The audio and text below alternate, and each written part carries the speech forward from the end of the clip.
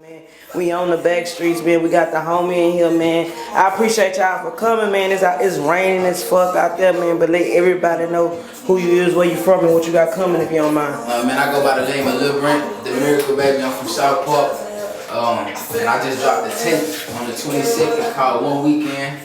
Yeah, you can expect so many things from me. That album is actually the introduction album to this crazy series that I got. I always say I'm 10,000 hours and everything, so this One Weekend album is just gonna be the introduction to that series. And so we got 10,000 emotions, 10,000 positions after dark, 10,000 plays, 10,000 tequila shots. So you know, we just did this One Weekend to let it serve as an introduction to that series. Okay.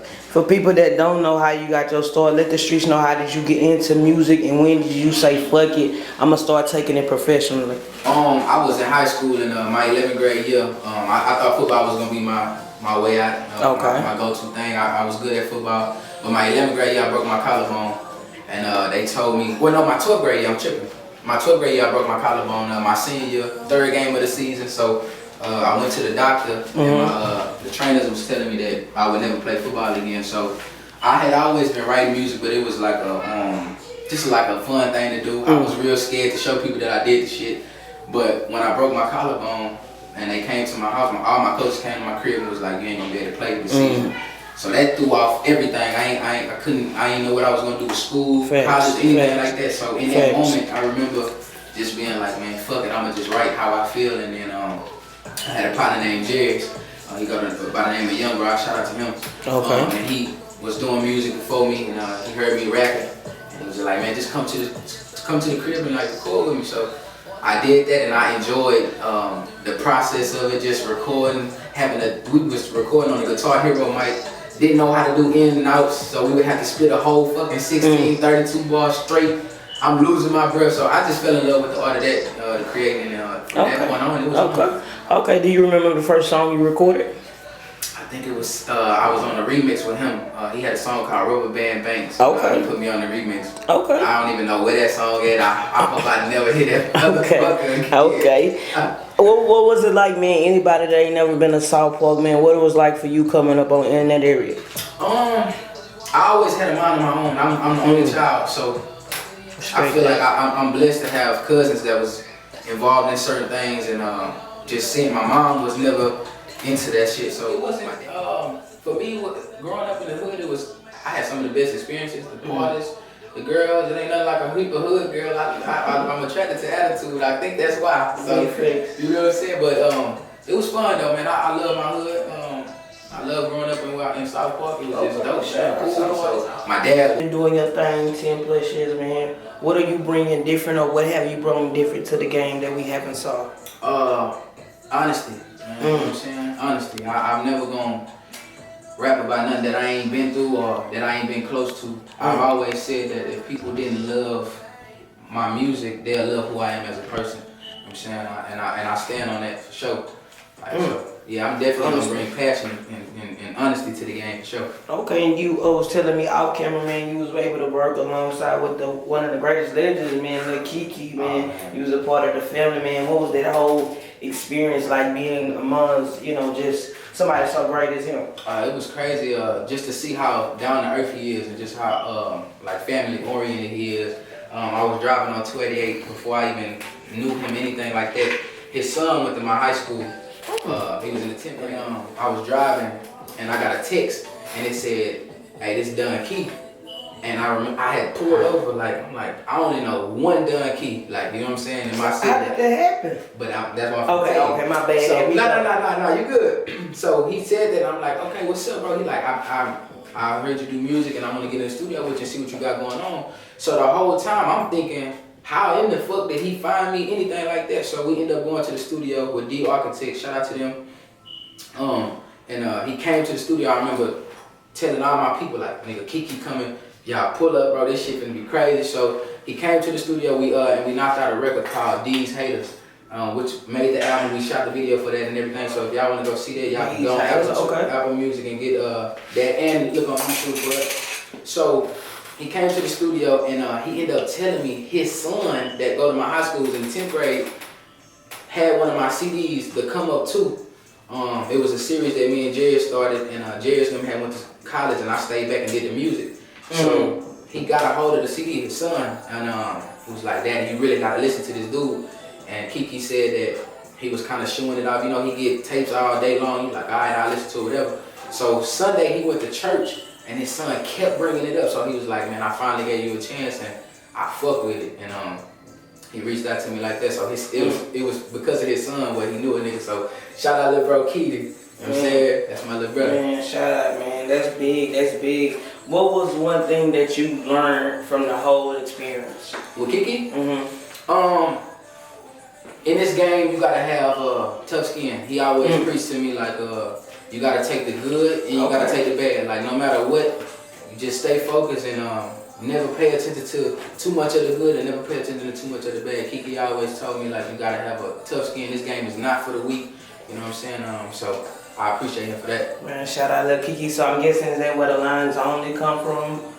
Nah. See, the lines only is because I train in the boxing too. Okay. Damn. So yeah, I'm actually training in Jamil Charlo, one of the world champions. So did y'all hear that shit only on the back streets? The Charlo twins, okay. Yeah, man. How did you link with? How did that come about? Man, so recently I was just working. I had worked at Panera Bread, and I was really just trying to get some money, and I was really in a real rough patch in my life. I remember I was working at Panera Bread, like wiping tables and shit, like barely making any money. And I remember one time I was just like, God, like I'm getting older. You know what I'm saying? Like I'm really trying to like make this shit work. I've been doing this shit for so long.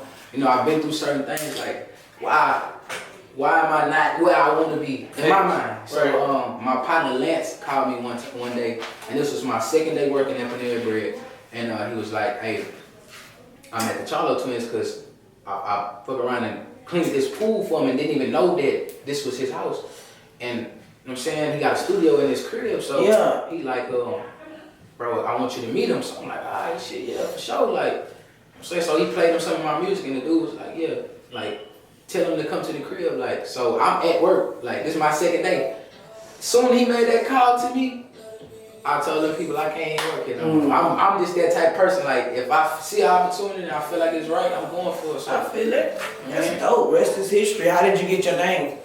I always been going by LiL Brent, but when I went to the twins' house, him and his brother came to the studio, and we was just working on some music because they into the music as well too. Okay. So they do a lot of behind the scenes for me, getting in touch with certain people that I might not be able to reach. You know what I'm saying? So they was in the studio and they were like, "Bro, you the miracle baby."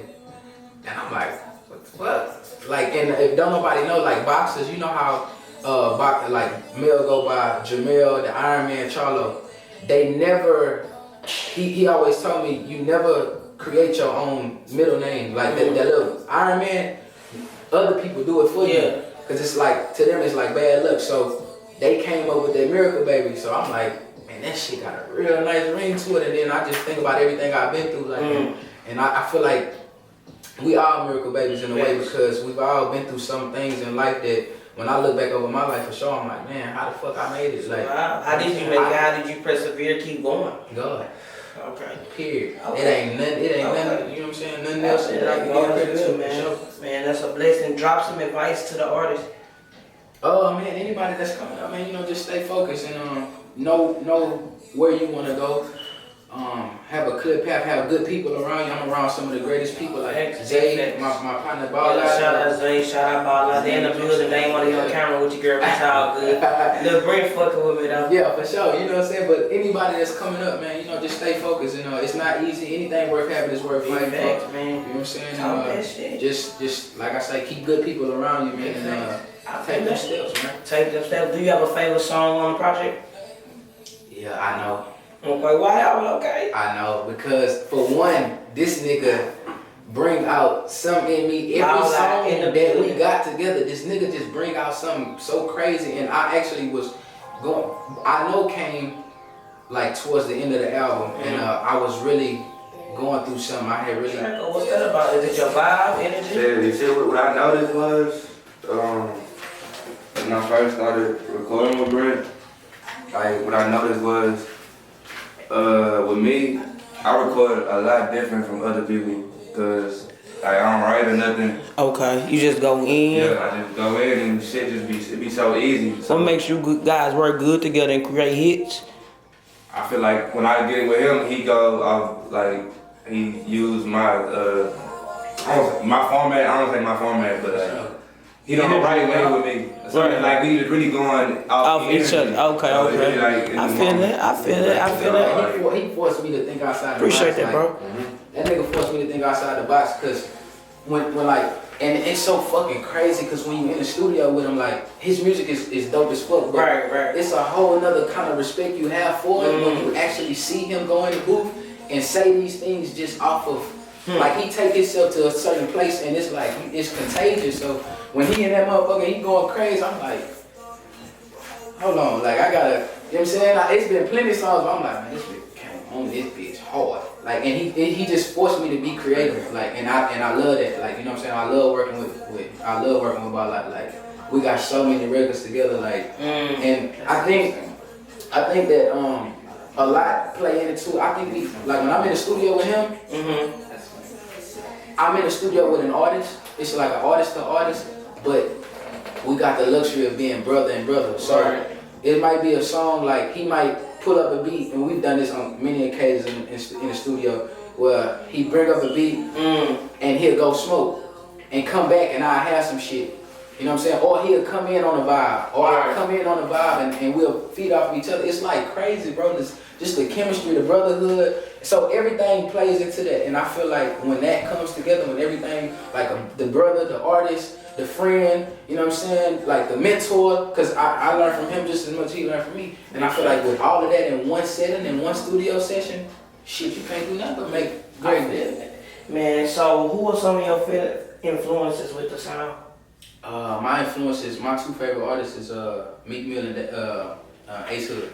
Okay. Yeah. Meek Mill because of just the passion that you gonna feel Meek Mill pain. Like I feel like me personally and Ace Hood, I've always been a fan of his music, his lyrics, but most importantly because he is a God-fearing man, just like me. And when I wanted to do music, I saw him and I saw how like fearless he was about being for God, and I always thought that would hinder me, but you know what I'm saying. But when I seen that, I'm like, man, you know what, this nigga that big and he's still giving God the credit. So explain more into depth, man. The whole concept. How long did it take for you to put it out?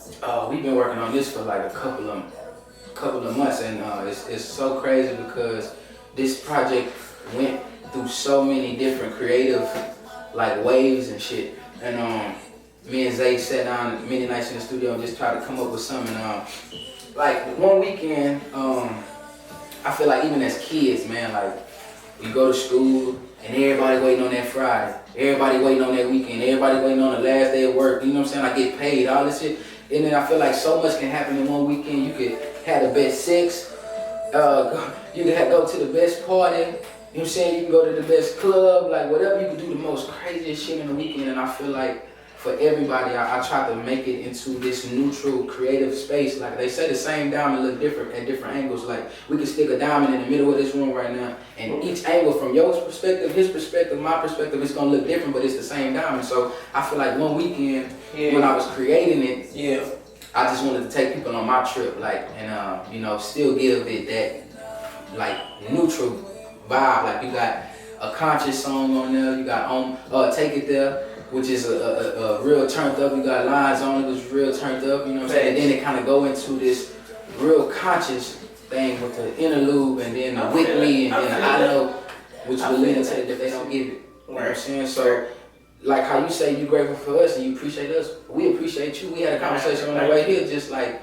you know, man, we grateful to do this shit, man. Like, you know what I'm saying? Y'all never got the artists, man. Like I say, each one, like, they can tap in and find you, man, where they can plug in and follow the music and everything if you don't mind. Man, look, on all platforms, all you gotta do is type in LiL Brent, YouTube, Spotify, Apple Music, anything like that, and follow me on Instagram, official LiL Brent, all one word.